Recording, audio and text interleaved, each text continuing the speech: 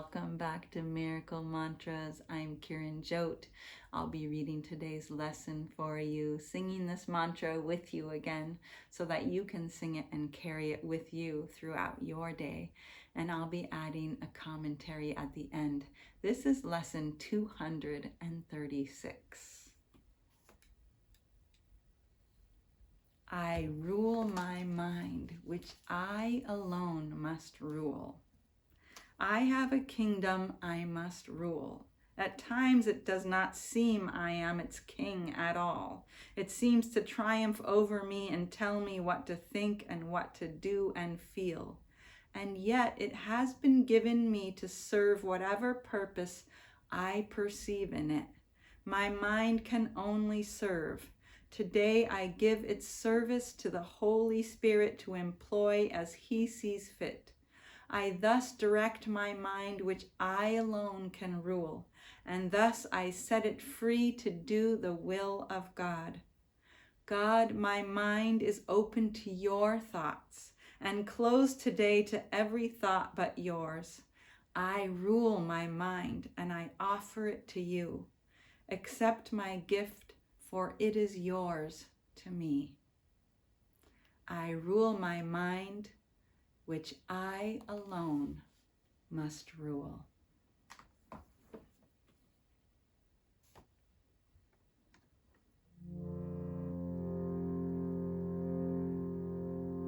I rule my mind, which I alone must rule. I rule my mind and offer it to you.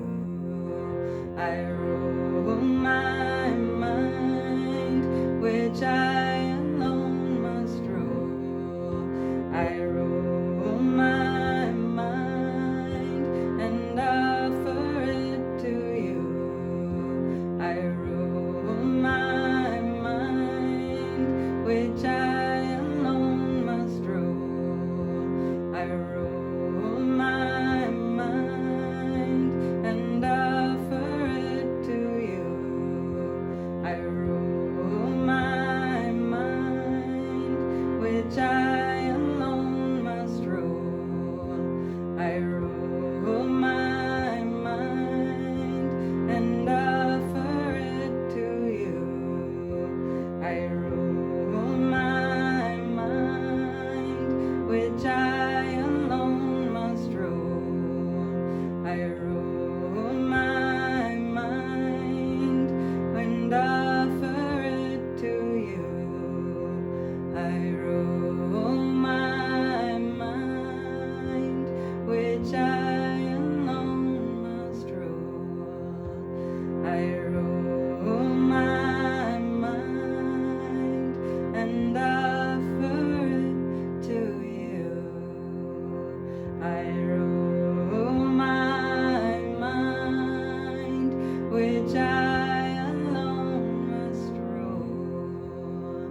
I rule my mind and offer it to you. I rule my mind, which I alone must rule. I rule my mind and offer it to you.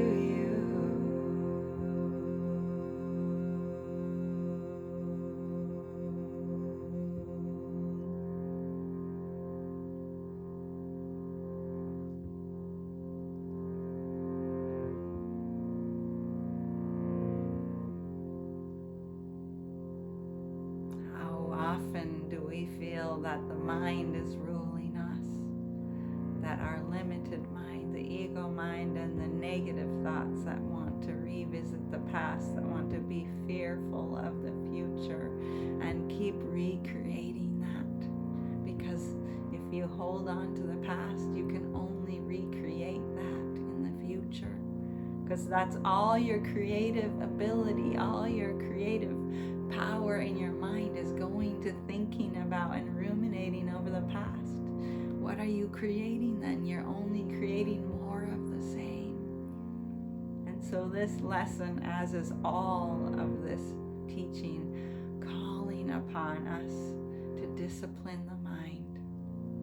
Not as a harsh discipline, not with all the self-flagellation and the guilt and the shame that traditional Christianity has laid upon it. No, not with that. To discipline our mind with love. To discipline our mind that every time we have an unloving thought, to recognize it and lovingly, like a kind and gentle parent, say, no. You have to clean up your toys first before you can go outside. There's no guilt, there's no shame in that. There's just simple discipline. Please bring your dish to the sink before you go outside and play. There's no punishment. There's no hurt. There's no suffering in that simpleness of just recognizing what the mind is doing and saying, I will return now to love. I will return to the mercy of this pure moment. I will return to my own creative mind, and I will create only loving thoughts. How much of our day is spent in creating loving thoughts? I would guess that most of us spend our days 99.9% in unloving thoughts. Perhaps we get to 95% on a good day. What do you think? Let's take stock of what's happening in our mind and really recognize. Really recognize. Let that break us open with the pain of all the unloving thoughts that we've allowed, that we've created, and that we've watered and watched them grow. Let us gently weed our garden. Let us take out those negative thoughts and plants, and let us only plant the seeds of love. And we can gently and lovingly compost all of the negative thoughts. And we can gently take our own hand and say, no, we will not walk down this same old unloving thought path again. We will turn around, even if we don't know the way, and we will ask for guidance. We'll ask for love to guide us home.